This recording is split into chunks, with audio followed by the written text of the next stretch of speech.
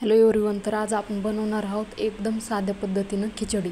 त्यासाठी एक टोमॅटो, 2 छोटे मीडियम साईजचे बटाटे, 2 कांदे आणि लसूण, कढीपत्ता आणि शेंगदाणे घेतलेले। ते सगळं कापून बाजूला ठेवूया। आता मी तांदूळ घेते। मी 3 वाट्या तांदूळ घेतलेले। बघ, ह्या वाटीच्या साईजने 3 वाट्या तांदूळ घेतले आणि अर्धी वाटी मुगाची डाळ। तर आपण ते स्वच्छ धुवून घेऊया। बघा, तांदूळाला एकदम असं स्वच्छ धुवायचं, त्यामधलं पूर्ण पांढरं पाणी निघेपर्यंत धुवायचं। पूर्ण पाणी आपलं जोपर्यंत नितळ पाणी निघत नाही असं तोपर्यंत तांदूळ धुवून घ्यायचे अशा प्रकारे। आता आपण फोडणी देऊया। मी 2 पळ्या तेल टाकलं,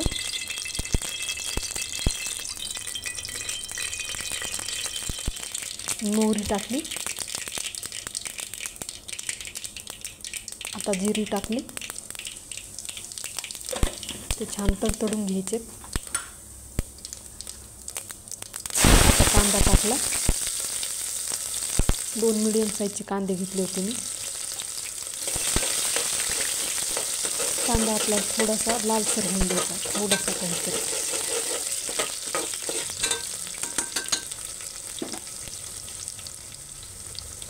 त्यानंतर कढीपत्ता,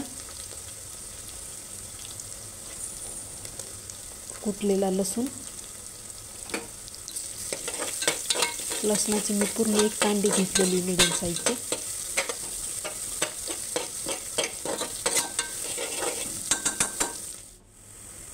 कांदे आता आपले जे काही बाकीचे आपण 2 बटाटे मीडियम साईजचे, टोमॅटो टाकले, एक टोमॅटो कापून घेतला होता।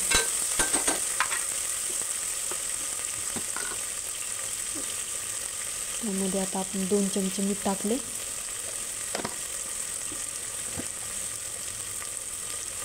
हळद प्रमाणानुसार,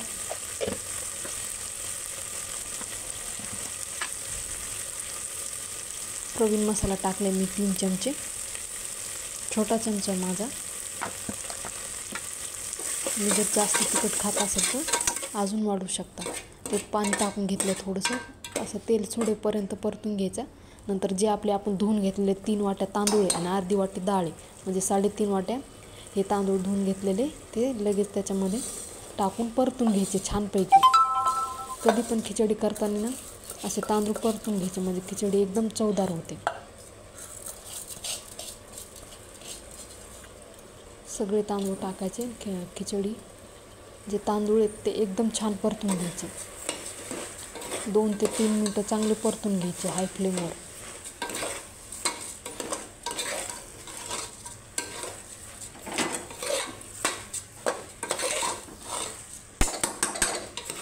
दोन 3 मिनिटं हलवायचं, त्याला चांगलं परतून घ्यायचे। खिचडी एकदम चवदार होते। कधी पण तुम्ही खिचडी बनवायला लागली ना तर अशा प्रकारे तांदूळ परतून घ्यायचे, म्हणजे खिचडी म्हणजे एकदम मसाले भातासारखी होते, एकदम छान चविष्ट।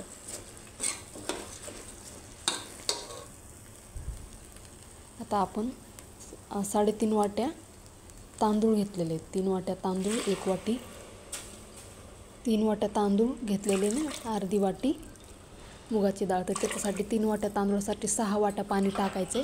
आणि त्या मुगाच्या डाळीच्या अर्धी वाटी घेतली होती, त्याच्यासाठी 1 वाटा, असे सगळे मिळून 7 वाट्या पाणी टाकायचं आपल्याला। कधी पण खिचडी टाकताना म्हणजे खिचडी एकदम मीडियम होते ना, जास्त चिकट होते ना जास्त मोकळी होते, त्यामुळे एकदम अशी मीडियम होते।